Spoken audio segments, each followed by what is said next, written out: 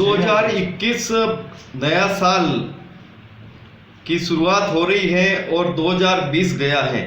राजस्थान में किस तरह से सरकार का कामकाज हुआ है, हमारे साथ में नेता प्रतिपक्ष गुलाबचंद जी कटारिया हैं। इन्हीं से जानेंगे कि किस तरह से राजस्थान का रहा 2020 और आगे क्या उम्मीद करते हैं 2021 के लिए।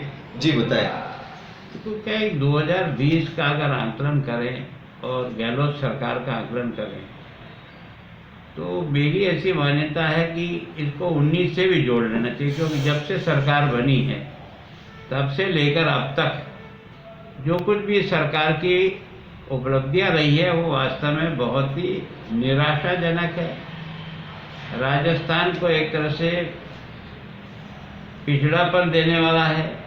राजस्थान की कानून व्यवस्था की धज्जियां उड़ने वाला राज्य और विकास की दृष्टि से इस सरकार को अगर कोई 0 नंबर भी दे तो कोई आश्चर्य नहीं। ये केवल मैं इसलिए नहीं कह रहा हूँ मैं प्रतिपक्ष नेता हूँ, मैं इनसे पूछता हूँ, अगर मेरे सवालों का जवाब दे सकते हैं।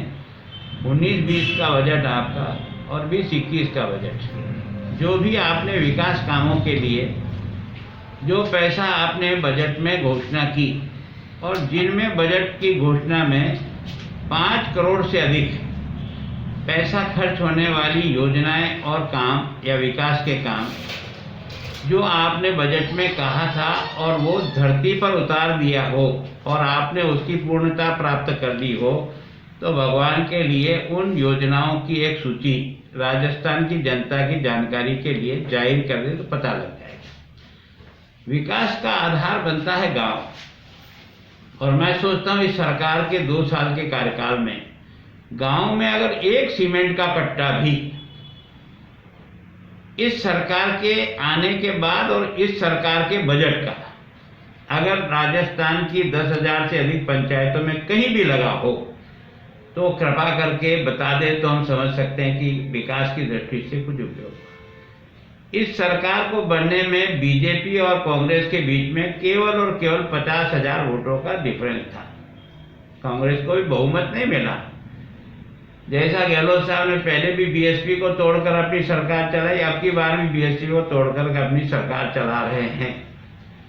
स्वयं का बहुमत नहीं, लेकिन फिर भी चूंकि अधिक संख्या में आए इसलिए स्वाभाविक है मुख्यमंत्री उनका बने, उसमें हमें कोई ऐतराज नहीं था।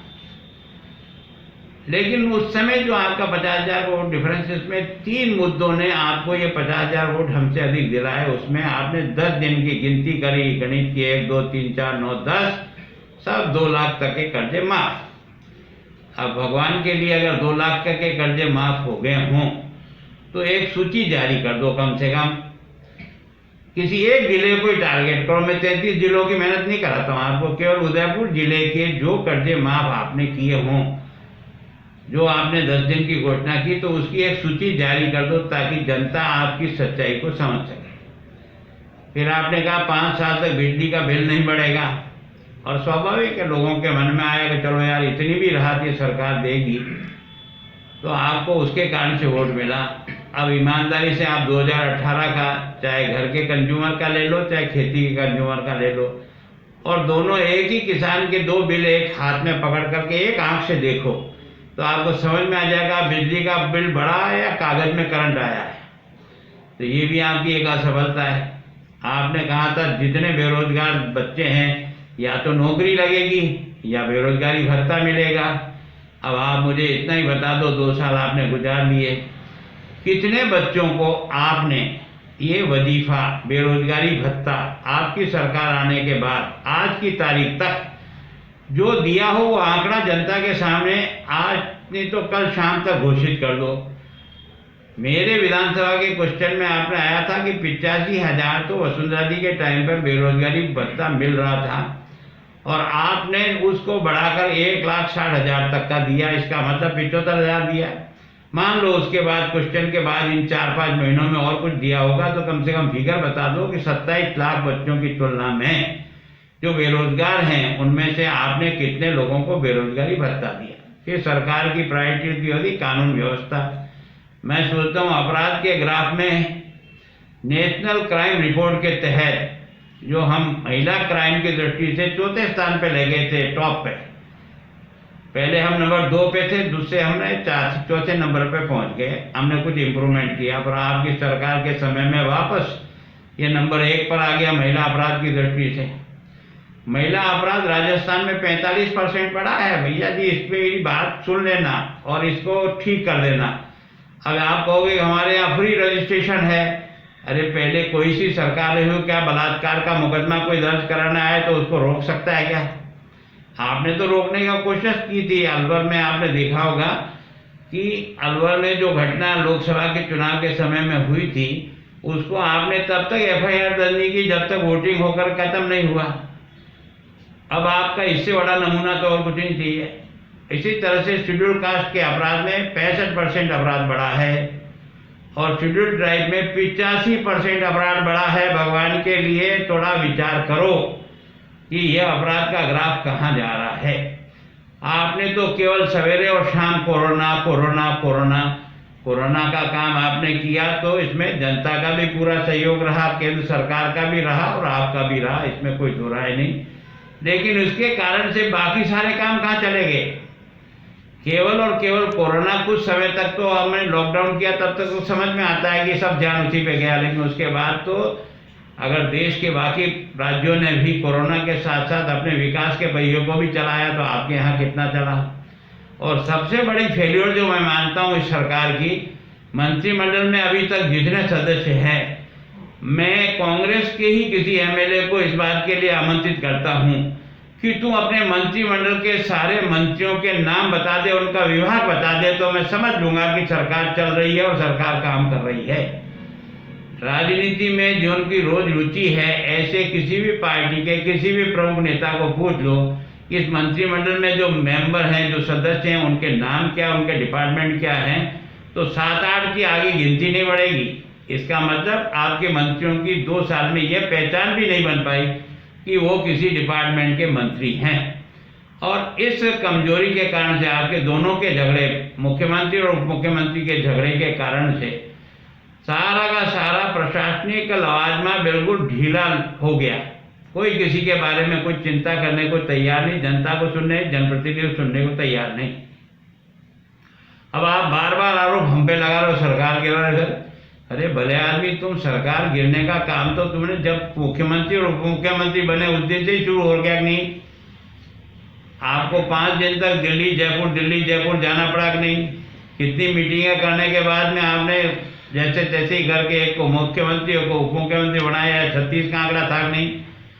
चाहते तो व्यवहार से 36 को 63 में बदल करके ताकत बना देते अपनी सरकार की, लेकिन नहीं, आपने 36 को और 36 मजबूत बनाया और उस व्यक्ति को इतना इग्नोर किया, इतना एक तरह से लांछित किया, इतना उसको पार्टी एक कोने में डाला, जिसके कारण से उसके अंदर जो ज्वाला इकट्ठी हुई वो आपने 2 खेमों में बंद करने के लिए मजबूर किया। अब आप हमको रोज कहते हम सरकार गिरा रहे हैं, अमित शाह जी गिरा रहे हैं। अरे भैया, तुम नहीं टूटोगे तो हम क्या कर लेंगे यार? तो तुम हमारी चिंता छोड़ो यार, तुम्हारे जो लोग हैं उनको एक करके रख लो तो तुम्हारी सरकार चलेगी। हमें तो सरकार चलाने में हमारा और न चलाने में हमारा कोई रुचि नहीं है। हमारी रुचि तो यह है कि राजस्थान का जो आपको खजाना 5 साल तक सुपुर्द किया, उसको इस ढंग से खर्च करें कि जनता को उससे राहत मिले, सोचने मिले।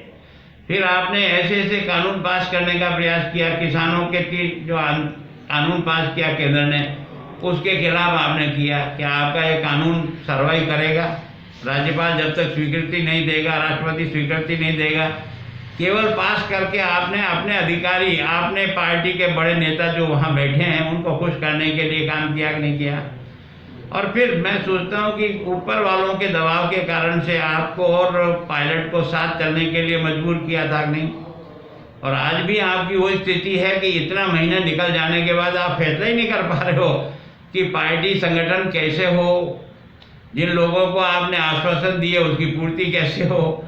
मैं सोचता हूँ सच में आप लोगों का कुछ काम वाम तो दिख नहीं रहा। आप आपस में लड़ के समय बर्बाद कर रहे हो और थोड़ा बहुत आपको काज दिखा दिया पंचायत चुनाव में। अगर आपको काज समझने की इच्छा हो तो 2.5 करोड़ मतदाता ने वोट दिया है गांव के, 2.5 करोड़ मतदाता गाँवी, और उसने आपको काज दिखाया कि नहीं दिखाया? आप केवल 21 में से 5 जिला प्रमुख बना सके। ये मेरे 40 साल के अनुभव से कह रहा हूँ कि ज़्यादा से ज़्यादा जिला प्रमुख, पंचायत समितियाँ उसकी बनती है जिसकी सरकार होती है। सरकार आपकी है और जिला प्रमुख हमारे 14 बनते हैं, तो ये आपको जनता ने एक अच्छा सबक सिखाने का कोशिश की कि नहीं की। अब आप झेप मिटाने के लिए 50 नगर पालिका के जो चुनाव हुए उसको दिखा रहे हो। उनको मैं आप कहता हूँ थोड़ा पढ़ा करो। 1775 पार्षदों की चुनाव हुए थे, आपके 619 ही आए कि इससे ज़्यादा आए। अगर 1775 में से 619 कांग्रेस के सिंबल के पार्षद आवे तो 35% ही पार्षद हो कि नहीं हो। इसका मतलब 64% पार्षद तो आपके खिलाफ के जीते हैं ना। तो इसको आप अपनी सफलता करके पीठ थपथपा रहे हो, केवल इसलिए दबा रहे हो कि कांग्रेस के मुकाबले में भारतीय जनता पार्टी तीसरे स्थान पे आ गई, निर्दलीय सेकंड स्थान पे आ गई। अब आपने जिस प्रकार की वार्डों की रचना की है, जाति बाहुल्य के आधार पर, धर्म बाहुल्य आधार पर 350 और 300 के वार्ड बनाए, और जहाँ मैक्सिमम हिंदू समुदाय या जो बाकी लोग रहते हैं वहाँ आपने 1500 से लेकर 2000 का वार्ड बनाया। एक ही नगर पालिका में एक वार्ड 350 का, उसी नगर पालिका में दूसरा वार्ड 1600 का। ये काय की रचना है भैया? ये जो तुमने जिस प्रकार का मन बना कर के कि हम जीते हैं, ये सच में राजस्थान के हित में नहीं होगा। और जिस प्रकार के विषबोझ बोए हैं, ये विषबोझ इस अमन चैन और शांति को बिगाड़ेगा, और एक तरह से जो सांप्रदायिक सौहार्द चाहिए उसको बिगाड़ने का एक तरीका आपने ढूंढा है, जिसका आगे का परिणाम ये सारा राजस्थान भुगतेगा। कटारिया जी, सबसे बड़ी बात ये है कि अशोक गहलोत कांग्रेस में एक वरिष्ठ नेता माने जाते हैं और जादूगरी के नाम पर वो विख्यात हैं। आपको क्या लगता है कि क्या वो वाकई जादूगर हैं? और ये भी कहते हैं कि उनके कामकाज की मोदी जी भी प्रशंसा करते हैं। किस तरह का जादूगिरी उनकी मानते हैं? क्या गहलोत जी में आपको कुछ लगता है कि हाँ वाकई में इस मायने में उनकी जादूगरी सफल हुई है? देखो, जादूगर कहते जरूर हैं उनको, लेकिन 5 साल तक राज्य करने के बाद 156 सीटें जीतकर आने वाला मुख्यमंत्री 56 रह जाता है, ये भी जादूगिरी से कोई कम नहीं है। और दूसरी बार में तो है ना, वो केवल और केवल 21 रह गए। अब 21 मेंबर रह जाएं जिस पार्टी के, वो जादूगिरी से ही हो सकता है, बाकी तो हो नहीं सकता है। हाँ, ये ज़रूर है कि इस समय निश्चित रूप से कांग्रेस पार्टी ने जैसे तैसे जोड़ तोड़ करके अपना काम चलाने के लिए पहले भी बीएसपी को हजम किया, इस बार भी बीएसपी को हजम किया। इसको जादूगरी कहे तो बहुत अच्छी बात है। फिर जिन निर्दलियों को अपने साथ लेकर के बहुमत साबित करने का प्रयास किया, वो सब के सब आज अंदर ही अंदर कुलकुला रहे हैं, क्योंकि उनको कहा था तुमको ये बना देंगे, तुमको ये बना देंगे। अब जब नहीं बना तो ये असंतोष ज्वाला में फटक रहा है, तो वो माथे फोड़ रहे हैं बीजेपी के। लड़ाई आपकी स्वयं की, आपने जो आश्वासन दिए वो पूरा नहीं। तो मैं सोचता हूँ जादूगिरी 2 बार जब मुख्यमंत्री रहे तब तो थोड़ा बहुत भी जनता का काम हुआ। और उसमें विशेष करके मैं जिस बात की तारीफ करता हूँ इनके काम की, वो निःशुल्क दवा योजना जो इन्होंने प्रारंभ की, वो वास्तव में राजस्थान के उस गरीब व्यक्ति के लिए एक अच्छा कदम था, जो विधानसभा के फ्लोर पे भी कहा और आज भी कहता हूँ। इसके अलावा आप ऐसा बता दो कि जो आपने कोई बड़ा काम किया हो, लोगों की जीवान पर याद हो। अगर 8वीं का स्कूल खोले तो भारतीय जनता पार्टी, 10वीं का पंचायत में स्कूल खोले तो भारतीय जनता पार्टी, 12वीं का स्कूल खोले तो Bharatiya Janata party, tribal area में हर तहसील पर कॉलेज पहुंचाए तो भारतीय जनता पार्टी। तो आप लोगों के खाते में क्या है? तो सच में केवल और केवल आपकी जो पुरानी कमाई थी आपकी पार्टी की, उससे गाड़ी चलाते रहे। अब एक कोने में जा रहे हो, बच्चा कुचा जो कुछ भी है वहाँ भी सफाया हो रहा है। तो अच्छा हो कि आप अपनी पार्टी को सुधारो। मजबूत लोकतंत्र के लिए मजबूत पार्टी की आवश्यकता है। आप फालतू की बातों के वनस्पत अपनी पार्टी संगठन को और अपने ढांचे को अच्छा बनाओ, अच्छे लोगों को जोड़ करके राजनीति में लाने का प्रयास करो। ये जो भाई भतीजावाद जो चलाया ना शुरू से लेकर आखिर तक, मेरे यहाँ अभी आपने देखा होगा कि जितने भी एमएलए साहब हैं वो सब के सब पंचायत के चुनाव लड़के प्रधान बनना चाह रहे हैं।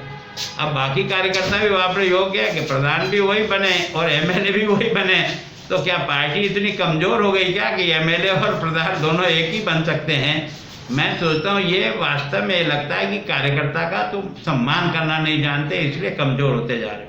कटहरे जी, 2021 भारतीय जनता पार्टी क्या सोच रही है संगठन को मजबूत बनाने के लिए, और आगे चुनाव भी आ रहे हैं, तो किस तरह से रणनीति भारतीय जनता पार्टी बना रही है ताकि उन्होंने सत्ता को वापस राजस्थान में ला सके? जी बताएं। देखो क्या है कि देश के प्रधानमंत्री ने जिस प्रकार के परिवर्तन किए हैं वो निश्चित रूप से भारतीय जनता पार्टी को ताकत दे रहे हैं। एक देश एक राशन कार्ड, एक रैंक एक फौजी को पेंशन दी, यानी राशन कार्ड के आप तो चाहते हैं कि चुनाव भी एक साथ हो जाए, ये एक नया परिवर्तन होगा। जीएसटी, एक देश एक तरह से एक टैक्स पद्धति, इसी तरह से उन्होंने देखा किसान को भी, है ना, सारे हिंदुस्तान में कहीं भी जाए किसान अपनी फसल बेच सकता है। तो ये जो मूलभूत परिवर्तन, और फिर धन धन खाते खुला करके सीधा का सीधा बेनिफिट उस गरीब के खाते में जा रहा सेंट, उसके कारण से ये जो बीच में कटिंग होती थी वो सारी रुकी है, बेईमानी रुकी है। और फिर जो आवश्यक चीज़ें, हर घर को टूटी से पानी देने की स्कीम चल रही है, हर घर को बिजली पहुंचा दी, हर टापरे तक बिजली पहुंचा दी। प्रधानमंत्री आवास योजना के तहत एक एक पंचायत में 250 पक्के मकान बन करके मिले हैं, है ना, शौचालय सबको मिल गए हैं। 8 करोड़ महिलाओं को उज्ज्वला योजना का गैस सिलेंडर मुफ्त मिल गया है। तो ऐसे कुछ काम हैं जिनके कारण से जो नीतिगत फैसले किए वो गरीब को ऊपर उठाने के लिए किया। और शिक्षा पद्धति में भी जो आमूलचूल परिवर्तन इतने सालों के बाद हुआ उसका परिणाम आपको थोड़े समय बाद दिखेगा। फिर राजस्थान में भी जिस प्रकार का विकास वसुंधरा जी के नेतृत्व में हुआ, गौरव पथ बने हैं, किसानों का 50,000 का कर्जा माफ़ किया है, किसानों को कहा 10,000 तक आपको बिजली का बिल देना नहीं है, उसके आगे आएगा तो आपको देना है। इसका मतलब किसान को बहुत बड़ी राहत उसमें से मिल रही थी। इसी तरह से आपने देखा होगा कि हम लोगों ने उस समय हर पंचायत को 12वीं के स्कूल से जोड़ा, हर एसडीओ हेडक्वार्टर को हमने गवर्नमेंट के कॉलेज से जोड़ने का प्रयास किया। नौकरियों की दृष्टि से भी जितनी वैकेंसी थी उसमें से अधिकांश वैकेंसी हमने भरी भी थी और बाकी प्रोसेस में थी जो अभी तक चल रही है। तो काम किया हम लोगों ने, ऐसा नहीं है कि नहीं। तो मैं सोचता हूँ कि सरकार के आने के बाद इस सरकार ने जो 1 लाख लोगों को रोजगार देने के लिए सरकारी नौकरी देने का जो कागज निकाला था, मुझे इतना ही बता दे कि उसके अंदर जो लिस्ट थी उसमें से कितने लोग नौकरी पर लगे, ये आपका सबसे बड़ा पैमाना मापतोल राजस्थान का हो जाएगा। कटहरे जी, सबसे बड़ी बात ये है कि भारतीय जनता पार्टी जब भी चुनाव में जाती है तब नेतृत्व करता कोई होता है और उसके नेतृत्व में चुनाव लड़े जाते हैं और फिर मुख्यमंत्री वो होता है। इस बार क्या भारतीय जनता पार्टी का रहेगा? जी बताएं। देखो, इसके बारे में निर्णय करता है हमारा पार्लियामेंट्री बोर्ड, और पार्लियामेंट्री बोर्ड तब करता है जब चुनाव के समय अगर करना आवश्यक होता है तो करता है, नहीं तो पार्लियामेंट बोर्ड बाद में भी जीतने के बाद भी निर्णय कई जगह करता है। अब आपने उत्तर प्रदेश का बिना घोषित किए हुए चुनाव लड़ा था, किसी को पता नहीं था कि योगी जी मुख्यमंत्री होंगे। तो जहाँ जैसी स्थिति बनती है, जो पार्टी के हित में होता है वो सोचते हैं और बाद में भी पार्लियामेंट बोर्ड बैठ करके उसके बारे में निर्णय करता है। तो हमारे यहाँ ये झगड़ा नहीं है कि मुख्यमंत्री ये हो कि वो हो। पार्टी सामूहिक निर्णय लेकर जिसको भी योग्य समझते हैं उसको बनाते हैं और उसको सब स्वीकार करते हैं। क्या पार्टी आपको मुखिया के तौर पे प्रस्तुत करे तो आप जिम्मेदारी संभालेंगे? देखो, मैं कभी भी आज दिन तक पार्टी के किसी नेता के पास कभी कुछ लेने गया नहीं, कभी कुछ मांगा नहीं। उन्होंने जो काम मुझे दिया उसको मैं बखूबी करने का प्रयास करता हूँ और आगे भी इसी विचार पर मैं दृढ़ हूँ कि जो भी काम वो मुझे और मेरी योग्यता के अनुसार देंगे मैं उसको पूरा करूँ। जिस तरह से कटहरे जी कह रहे हैं कि पार्टी ने अभी तक उनको जो भी काम दिया है वो बखूबी निभाया है और आगे भी निभाते रहेंगे। 2021 का साल सभी के लिए मंगलमय हो, हमारी यही शुभकामनाएं सभी के लिए। हम और भी आपसे मुलाकात कराएंगे। हेमेंद्र श्रीमाली, उदयपुर।